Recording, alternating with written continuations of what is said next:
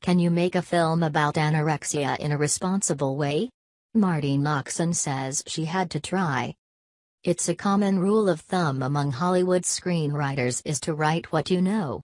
For Marti Noxon, one of the things she knows a lot about is what it's like to live with an eating disorder. First with anorexia and then it morphed into bulimia for about 10 years, starting when I was around 14 and then going until I was in my mid-20s, Noxon says. And that was many years ago. I'm in my mid-50s now. So it took me a long time to figure out how to tell the story. Noxon wrote and directed the new film To the Bone, which is now on Netflix. In the movie, Lily Collins plays a young woman named Ellen.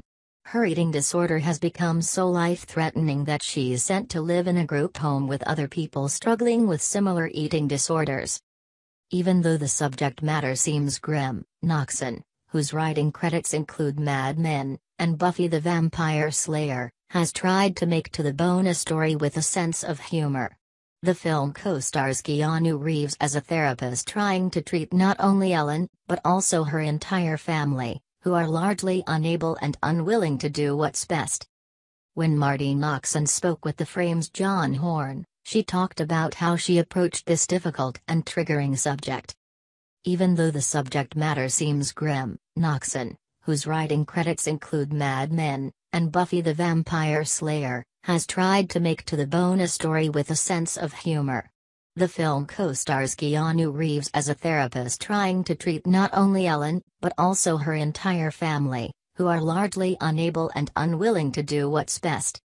When Marti Noxon spoke with the Frame's John Horn, she talked about how she approached this difficult and triggering subject.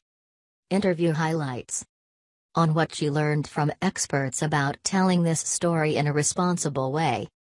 There was some advice we got, for instance, don't talk about numbers. At one point in the trailer I think the main character says the amount of calories in something and later she's told, we really don't talk about that stuff. And we never say what weight she gets to. Initially in the screenplay, there was a weight that she got to that was her low, and we showed that. But that kind of stuff can be, for someone who's sort of in the grips of an illness, can become sort of aspirational. So there were certain things we tried to accommodate like that didn't take away from the narrative or the truth of the story we were trying to tell. But again, I think it's also important when you put something out like this to just remind people that it is loosely based on a true story, and it's not meant to be advice about how to get treatment. So it's tricky. There's some school of thought which would have you not do anything at all.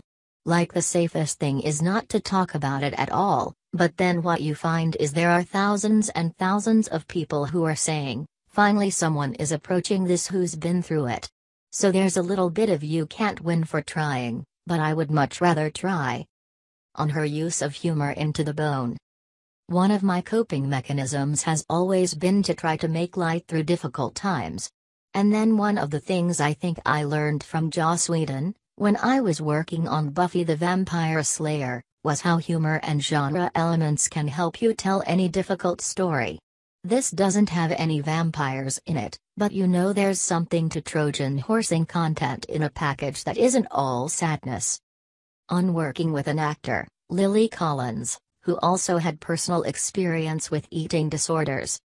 Obviously we discussed it a great deal with her and her support network and we worked with a nutritionist. But we were also really careful there to just say, there's no goal here.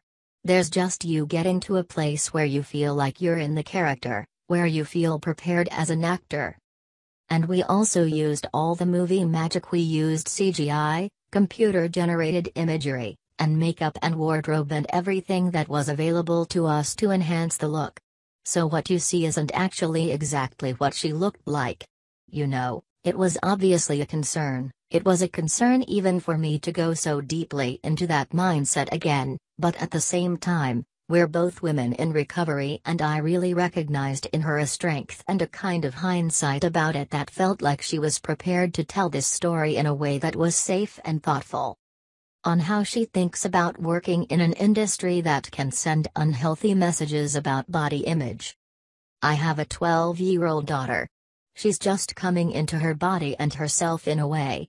And the thing to do, I think, is to try to create work and films and television and books that encourage moms and dads and siblings and friends to discuss this stuff with young people in their lives, that take the air out of that stuff.